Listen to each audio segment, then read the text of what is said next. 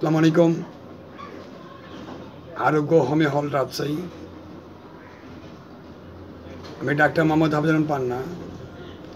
আজ আমি আপনাদের সামনে ডায়োম্যাক্স ট্যাবলেট নিয়ে কিছু আলোচনা করব। ডায়োম্যাক্স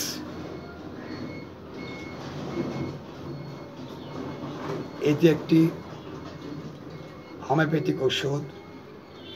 ম্যাক্সফেয়ার কোম্পানি তৈরি করেছে। কার্যকরী উপাদান কার্ডুয়াস মেরিনাস 1X। এই ডায়োম্যাক্স ট্যাবলেটটি সাধারণত জন্ডিস ও লিভারের উপর এর প্রধান কার্যকারিতা। আচ্ছা,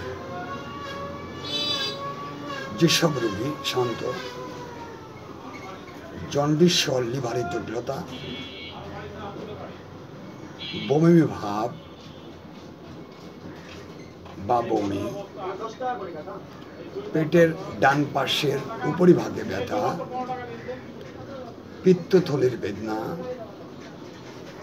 এর সঙ্গে কোষ্ঠকাঠিন্য, মল শক্ত, কষ্টে বাইর হয়, রক্তস্রাবী অশ্ব, ষড়যন্ত্রের নিগমন মানে তো মলদ্বার বেরিয়ে যায়, মলদ্বারে ও ষড়যন্ত্রে জ্বালা, শিরার স্ফীততা অবস্থা, নাসিকা হইতে রক্তস্রাব ইত্যাদি যদি কোনো রোগীর সমস্যা দেখতে পান, সেক্ষেত্রে কার্ডোম্যাক্স ট্যাবলেট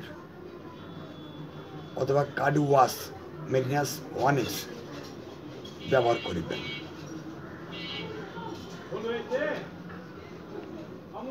এই ওষুধটি খাবেন কি করে?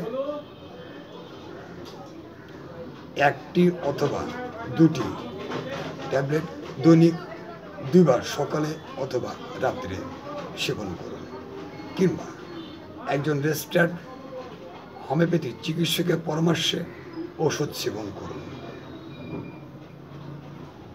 ওষুধের পার্শ্ব প্রতিক্রিয়া, ওষুধটির শতক মাত্রায় কোনো পার্শ্ব প্রতিক্রিয়া বা অন্য কোনো পার্শ্ব প্রতিক্রিয়া এখন পর্যন্ত দেখা দেয়নি।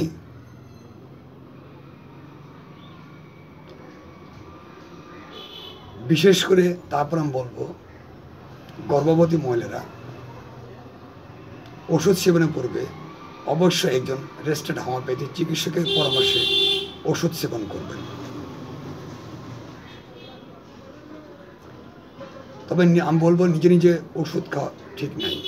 ডায়োম্যাক্স ট্যাবলেটে যদিও কোনো পার্শ্ব প্রতিক্রিয়া নেই, তারপর নিজে নিজে খাওয়া ঠিক নয়, কারণ এতে আপনার শারীরিক ও মানসিক ক্ষতি হতে পারে।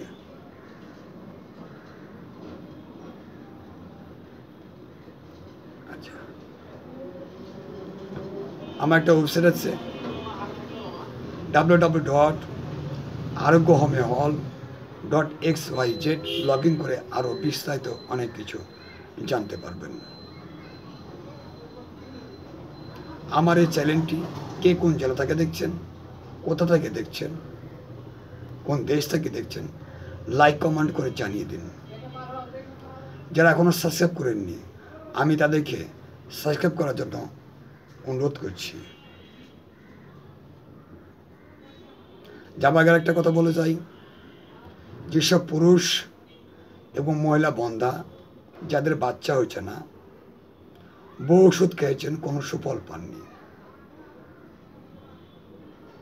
এক পর্যায়ে দেশের বাইরে অর্থাৎ ইন্ডিয়াতে গেছেন, সেখানে লক্ষ লক্ষ টাকা খরচ করেছেন, কিন্তু সুফল পাননি। এক পর্যায়ে তারা হতাশার মধ্যে আছে, যার কোনোদিন হয়তো বাচ্চা হবে না। আমি বলবো, আল্লাহ পর ভরসা রাখেন, আরোগ্য মেলা আসেন, চিকিৎসা নিন। আল্লাহ যদি সহায় থাকে, অবশ্যই এটি সম্ভব।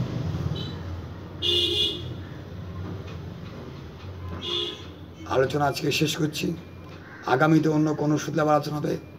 সবাই ভালো থাকবেন। আসসালামু আলাইকুম।